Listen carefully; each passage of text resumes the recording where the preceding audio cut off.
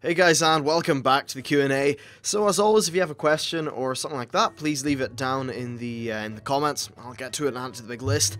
In terms of what the list is looking like at the minute, we've definitely got a few left, but well, as always, the more the merrier with questions. So let's jump right into the video and get to the first one. It is from Tomaloid Man, who says, hi, I have a question for you. Since I started playing, well, I started playing WoW since Wrath of the Lich King, and since then I've not downloaded many add-ons. Specifically, I haven't touched any interface add-ons. It quite frankly looks unappealing to me, and well, a clusterfuck. And after watching your video that you mentioned, visual noise, I can understand why. Would any interface changing add-ons make a noticeable difference in skill and which? Alright, well, this is a good one. Add-ons will never, nothing will actually increase your skill. That's something you do personally, but what an add-on will do is give you the information, and it'll make it more readily available to, I suppose, allow you to increase your own skill.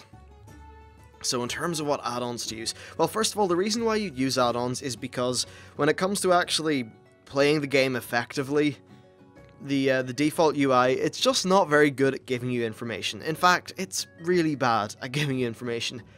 So if you want an add-on that gives you absolutely no visual, noise, it's the one... Sorry, I don't know, my mouth feels funny. What's it called? OmniCC. And what OmniCC does is, you'll see sometimes when I'm playing, if you look at my, my action bars, right, and you can see the cooldown for a spell is just on the button. That's what OmniCC does, so that's a really nice way of giving you some information, but keeping down visual noise. And I suppose the reason why you want to keep down visual noise is because, yeah, it's all about how well can your mind process the information it's been given, and a really important part of interface design is just presenting that information in a clean and succinct way. Now, right now, I've got to say, my interface is not perfect. In fact, I kind of half built it and then never really got the chance to go back and add more. So I definitely do have quite a lot of work to do, so I'm not really in a position of authority to be able to speak like I really know stuff. The reason why my action bars are the way they are is because I use a Razor Naga. That's why they're in the grid, the 3x4 grid. By the way, there's a Razor Naga. I don't know if I can pull it up far enough, actually. Yeah. So there's Naga, and as you can see, there's that thumb grid there. That's what I use for all my buttons. Then I have a shift modifier, which means that's essentially 24 buttons right on my thumb, which is really handy. I love the Naga. That's a great mouse. But, yeah, so I use Bartender for all my different bars. In terms of other things, I use tidy plates, or tiny panels, or tidy panels, something like that, for my little fucking over the... what do they call them? You know, the little frames over enemies, that kind of thing. Other things that I use, shadowed unit frames is what I use for, just for unit frames in general. I basically just took a lot of the needless information out of the enemy, or sorry, of your own unit frame and then the target one. Then I just brought them right down beside where the bars are. And the reason I did that is because, well, it just keeps your eyes in a good place. You can easily see below your feet, and then you can also see very just easily, you know, all the information you need to know, like boss's percentage health, the boss's debuffs, just, you know, general stuff like that. In terms of tracking cooldowns, this is a very important thing, and it's something I'm not doing very well at the minute. Right now, I have Tell Me When set up. That's just the three little buttons you see kind of floating about there on the screen. And Tell Me When really is a fantastic mod. It's quite customizable, and if you just search Tell Me When, all one word, on the channel, you'll find an old tutorial video that I did, like, way back during the summer. And that should detail Tell Me When pretty damn well. It's a great add-on. It really is fantastic. And really, in terms of things that I use, that's the important shit. I still have work to do, and once my UI is fully built, then I'll do a full-on video. So yeah, there's a few different suggestions and that kind of thing. But yeah, do go for add-ons. The default UI is just really bad for giving you information. And it's not about increasing skill, but hell, even if you have a thing that pops up that tells you when a cooldown's done, the chances are you're not going to forget that your cooldown has finished if you have a nice big warning appearing, whereas on the default UI, you may not have that big warning, and then you will just forget a cooldown, you won't be optimal. So I think that's the way to do that. Next question is from Declan Eagle, who says, hey, quick question for your next Q&A thing. What do you think of the current personal looting system, mainly in Flex, but also in LFR? I personally find it to be annoying, as I have had a bad tendency to give it has had a bad tendency to give fuck all to people who really need it or work for something. For an example, on Garrosh Flex earlier, it took an hour to complete and not one person got anything, even with rolling. First of all, that is literally just hyper extreme bad luck. That shit does not happen often, but that really does suck that it happened. So yeah, he thinks that it can be improved and basically just wants to know what I think of the stuff. Well, okay, so personal loot is good and it's bad. There's a psychological reason why it's bad, and that's when people kill a boss and they see that no loot drops for them, but at least they see that some loot drops, and the chances are it's useful for someone. Well, when that happens, then people are kind of happy, because they know, well, whatever, I just got unlucky, the boss still drops loot. The thing with personal loot is, for every single person, it's either binary on-off, you win, you lose. You never really get to see other people win in the same way in which everyone's kind of interacting with the same loot pool, so that's one psychological thing. Another thing is that, because it's on a player-by-player basis, I think there is definitely, like, I don't know, in terms of variance, I think it's probably a little bit more unlikely for a boss to drop all its loot and that to be useful to absolutely no one.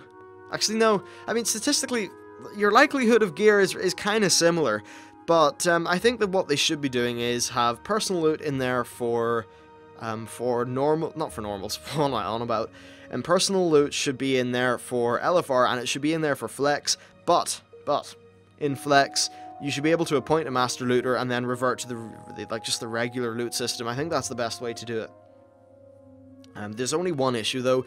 If you were doing Master Looter, right, and it was the regular loot system, then what happens is, as your raid scales up, maybe you're on 14 people, what would happen is that you get perhaps maybe a 80% chance of getting 2 bits of loot and a 20% chance of getting 3, which means that, sort of, if you statistically map that all out, the amount of loot per player just stays nice and flat, the same.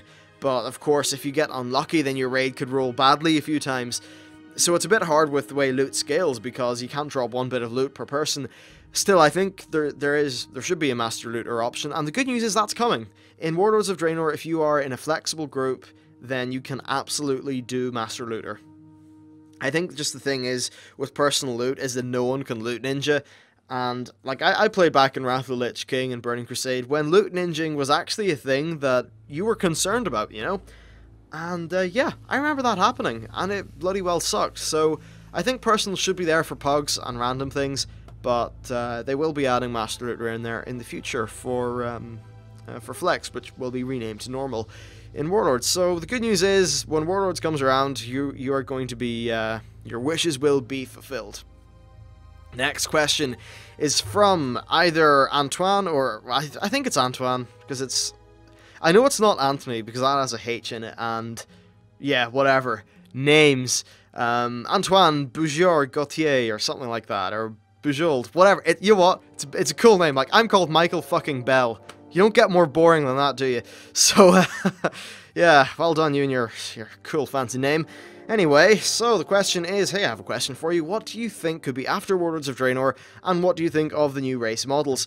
Well, I'm probably going to do some sort of big full video in this, but after Warlords of Draenor, we're either going to have the Legion or the N'Zoth expansion, and the N'Zoth expansion could be an Under the Sea expansion, kind of like a Dark Below style thing. It could be a mixture of Under the Sea and the South Seas, so that could be the South Seas expansion, and it could also be a mixture of all that with the Emerald Dream added in, because the Emerald Dream is, after all N'Zoth's fault.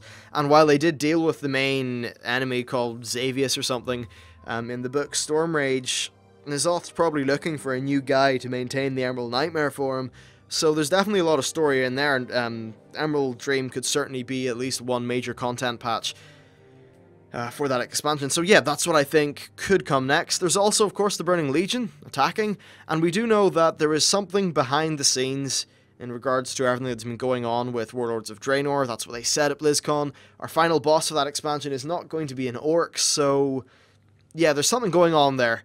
Could that be the Legion? Could it be an old god? Hard to know, but certainly it seems possible it could be either. Maybe N'Zoth gets in Rathian's head, although if N'Zoth got in Rathian's head, that would be a bit of bad storytelling, because I think that, yeah, that's what happened to Rathian's father, so do they really want to go through another corruption arc with another character? We've had that so many times, so yeah, don't corrupt Rathian, just have him be the kind of morally grey sort of character that he is at the minute. He doesn't need to be corrupted. You hear that, Blizzard? You don't need to corrupt everyone. So, yeah, I mean, N'Zoth could perhaps get under Kairos' skin. Maybe N'Zoth could be responsible for the Timeless, not the Timeless Dragons, the Infinite Dragons. But yeah, there's a whole bunch of things that could happen after Warlords. And then the other thing he asked was, what do you think of the new race models? I think they're all fantastic, really.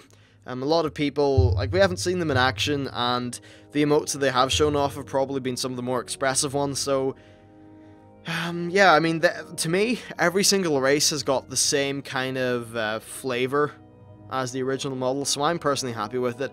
I know some people are a little bit unhappy, but honestly... it's going to be like that with every damn change that's made, so what can you do? They need to push forward. They can't just be stuck on 10-year-old models because 5% of people are unhappy. The game cannot look like shit for new people coming in, and Blizzard, yeah, like they're running a full game. And here's another thing too. If you don't like the new model, chances are you won't have to use them. They will have a slider in the graphics. I'm pretty sure they said this. You can just put that slider all the way down to the left, and you'll use the old models again. So I think it's fine. Next question is from Cotter MCG 1234. Wow, can't even count. Who basically asks what happened to Gilneas. You also previously asked what happened to the Worgen. Honestly, I need to do some research on that, and it will be a full lore video at some point within the next few weeks or something like that. So that'll be answered. But as for what happened to Gilneas, well, I assume you've probably played through the main starting quest line there for the Worgen. Not much has happened since. Really, not much at all. I mean, there's been some skirmishes between the Gilneans and just the Gilneans and the Forsaken, but really not that much has happened. Most of the population is chilling out in Darnassus, and then Gen Greymane is up with Varian in Stormwind. Gilneas City itself is really kind of half empty, and there just isn't a great deal there.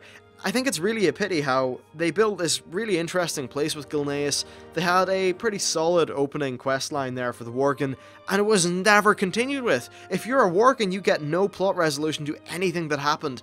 So yeah, Gilneas, honestly, it's a fair question what happened to Gilneas, and the answer is, we'll probably find out at some point. If you want some more Gilneas-based stuff, then I'd say level up an Undead, because you do get to do some Gilneas-related things as an Undead. I haven't done it personally, but some of the things that are going on in the Silverpine Forest. Anyway, the next question is from Flawless Saga, who asks basically what university I'm at. I have two sort of miscellaneous questions at the end. I'm at Queen's University, Belfast. And then finally, Nick Hooton asks, do you hate me because I live in America? I fucking hate you. No, I don't hate you. America's cool. America's cool, whatever. Everywhere has its dumbasses. I'm from Northern Ireland. So don't worry, I am plenty used to complete dumbasses being all over the place. No, America's cool. Every time I've been to America, I've had a great time. Barbecue food is one of the things I love in America. I'm actually really lucky because on the street opposite us, well, one of the streets near us, a barbecue joint opened up, and it's just brilliant because it's kind of reasonably priced. But the food's great, like pulled pork and Carolina coleslaw, some nice barbecue beans, pickles, all that shit. It's great. Anyway, that's really it for today's Q&A. Hope you enjoyed it. If you do have any questions, be sure to leave them in the description below. It really helps me out. Yeah, any feedback's also great. So that's it for the video. If you want to help out the channel, you can check out the little linky things below.